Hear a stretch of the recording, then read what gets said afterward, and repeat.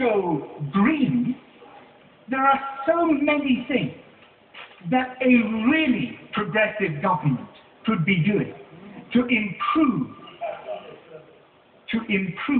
the way in which the environment is treated in this country. Well, we want to get it all. Of course. He's absolutely right. There are a great many things. Famous in transmission charges to the grid, access to the fossil fuel levy. Perhaps he'll explain why after 13 years his party didn't do these things either. Well, I can point out. I'm very happy to give an answer to the other defendant. The first legislation for climate change anywhere in the world, setting in place carbon budgets, setting in place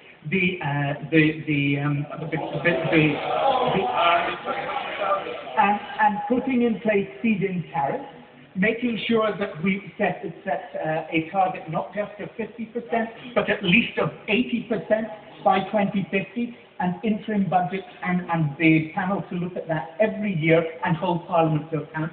There were substantial things that this government did on the environment. I would agree with the honourable gentleman that we didn't do enough. Indeed, I was often on those benches speaking to my own ministers to make them go, yes. If you look at the rocks, and the rocks in Scotland, a good deal more generous for renewables than they are in England. But has this budget addressed it? Not one whit.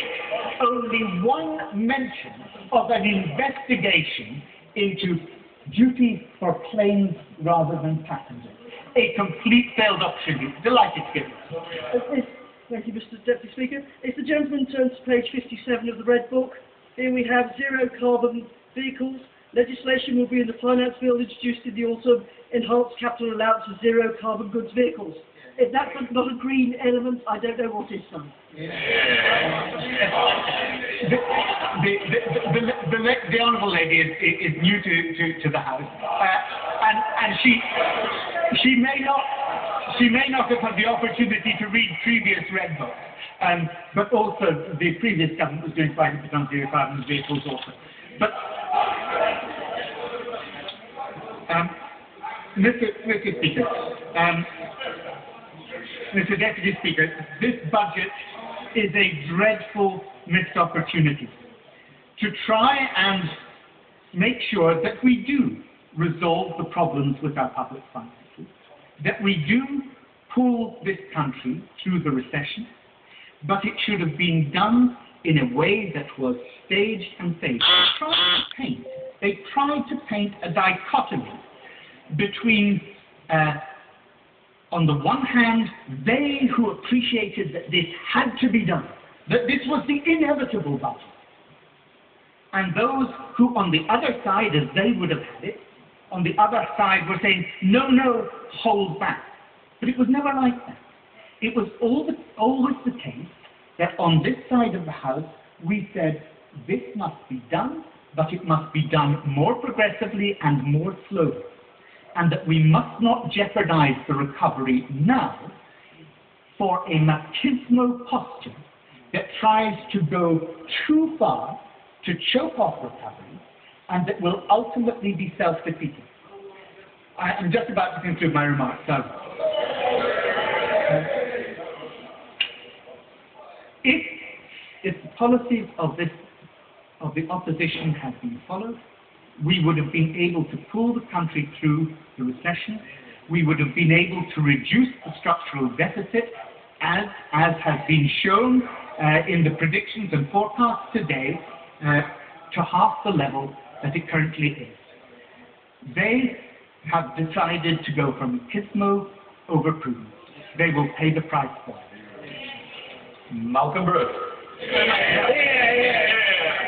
Can I just reflect that the Labour Party's synthetic anger and the rather pompous and patronising show we just had is perhaps a reflection of their inability to accept their share of responsibility for the message.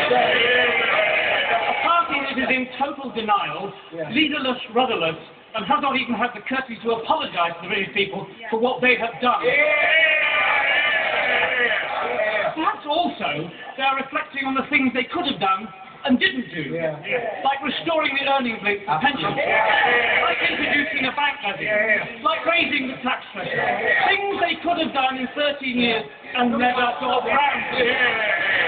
So I don't think honourable ladies and gentlemen opposite are going to find these benches very receptive to a party that has shown no leadership, no responsibility, no ideas, and doesn't know where it's going. And I think what we should be grateful for is a budget from my right honourable friend the Chancellor that has ideally balanced the need to deliver tough control over our finances in a fair way that, as the Red Book shows, has 80% of the people better off under this budget and 20% of the richest people sharing the burden with the greatest impact. That seems to me a proper expression of a progressive budget.